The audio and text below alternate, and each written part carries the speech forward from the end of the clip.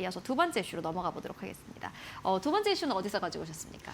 예, 현대제철이 뉴올리언즈에서 이제 그 일관제철소 건설을 하는데 관련해서 루이지애나 주립대에다가 엄청난 금액의 이제 그 지원을 한다는 보도를 뉴올리언즈 시티 저널이 발표했습니다. 그래서 현대제철이 미국이 엄청난 투자를 하는구나라는 것도 한번 살펴볼 수 있는 그런 계기가 되겠습니다. 네, 알겠습니다.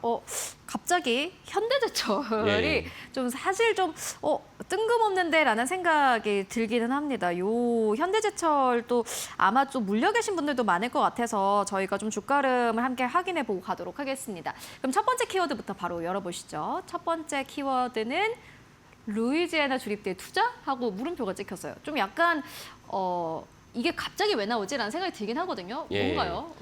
그러니까 근본적 이유는 트럼프 대통령이 우리나라에게 엄청난 규모의 이제 투자를 요구를 했고 우리가 수용할 수밖에 없었죠. 관세 때문에 수용을 했는데 그 중에서 일부가 어떻게 되느냐? 현대차 그룹이 이제 그 루이지애나 주에다가 이제 일관 제철소 건설을 하기로 합니다. 일관 제철소 건설을 하기로 했는데 거기에 일환으로 루이지애나 주립대에다가 현대제철이 최대 1억 달러 규모의 이제 그 지원을 하기로 했다. 그래서 거기서 생긴 연구 성과로 신소재를 개발해서 현대제철도 좋고 그다음에 루이지애나 주에 어떤 주민들이 어떤 민심도 사는 그런 것도 되게 중요하지 않습니까? 공장을 짓거나 뭔가 할 때도 그 인근 주민들이 어떤 불편함이 생길 수밖에 없기 때문에 그런 식으로 이제 민심을 다독이는 것도 중요합니다. 이런 것들을 다 요구를 하면서 노리면서 현대차 그룹이 루이지애나 주립대에다가 최대 1억 달러를 갖다 지원하기로 했다라는 것이 이제 인근 주에 있는 그 저널의 이제 보도입니다.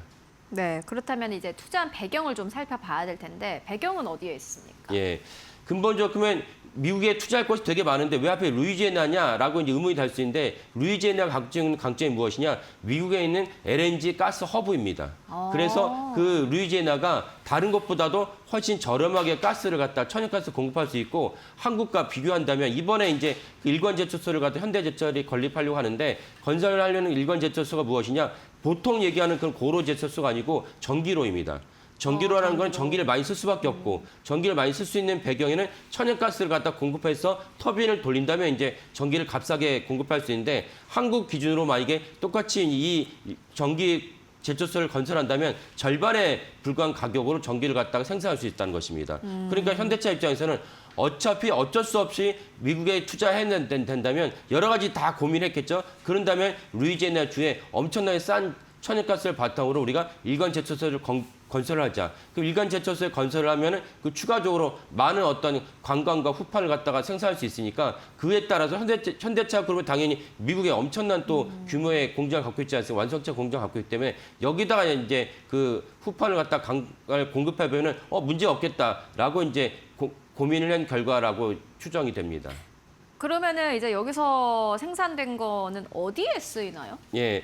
그 조지아주가 그 루이지애나 주의 인근에 있습니다. 인근이라는 표현은 이제 우리가 볼 때 인근이고 실제적인 거리는 자동차 타고 한 8시간 정도 달려가야 됩니다. 미국은 예. 크니까. 미국은 8시간 정도면 할만하다. 맞아, 이렇게 인식이 되고 거죠. 예. 우리나라 8시간이면 신의주에서 부산이기 때문에 야 그게 무슨 인근이냐라고 생각할 수 있지만 네. 미국 기준으로는 그 정도는 괜찮다. 그러니까 결국 이번에 루이지애나에서 그 건설할 전기로에서 나온 그 강판을 갖다가 어딘가 쓸 텐데 인근에 조지아주를 한다면 자동차 8시간 정도면 배송할 만하다라는 것도 이제 루이지애나를 갖다가 선택하게 된 배경이라고 여겨집니다. 이래서 이제 현대차가 이 공급하게 되고 또 다른 것은 무엇이냐? 전기로를 바탕으로 이제 강판을 생산하게 되니까 굳이 현대차뿐만 아니라 다른 완성차 경쟁사에도 전기로에서 나온 강판을 공급할 수 있게 됩니다. 왜? 전기를 갖다 썼다는 자체는 뭐냐? 탄소를 갖다 적게 쓰거나 탄소를 갖다가 낮추게 됐기 때문에 이 분야가 사실은 강판에 대한 어떤 그 가치도 올라가게 됩니다. 이 점도 동시에 현대차 그룹이 고민했다라고 이제 여겨집니다. 약간 저는 이렇게 읽히는데요. 결국 이게 현대차가 그리는 큰 그림이다라는 생각이 들고요. 그렇죠. 예. 그래서 결국은 아까 말씀드린 대로 현대차에서만 이 강판을 갖다가 쓰는 것이 아니고 다른 완성차 기업에도 해당 강판을 공급할 수 있다.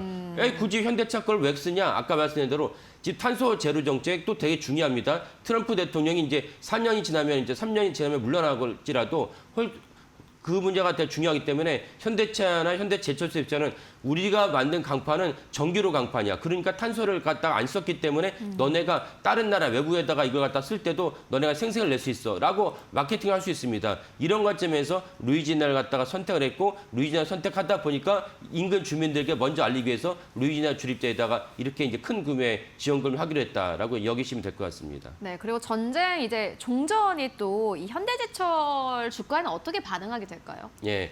종전이 되면 이란이 결국 재건을 하게 됐죠. 엄청난 규모의 재건을 하게 된다면 재건의 가장 근간이 되는 것이 철강 아니겠습니까? 그런 관점에서 현대제철도 사실은 이 재건이 본격화가 되면 현대제철 주가가 올라갈 텐데 다만 하이닉스가 너무나 많은 이제 수익률을 갖다 거두다 보니까 우리나라 펀드 매니저들이 하이닉스에 쏠릴 수밖에 없어요. 이런 점은 사실은 좀 우리가 현재 취해야 될 고민이다. 현재 우리가 해결해야 될 고민이다라고 보시면 될 것 같습니다.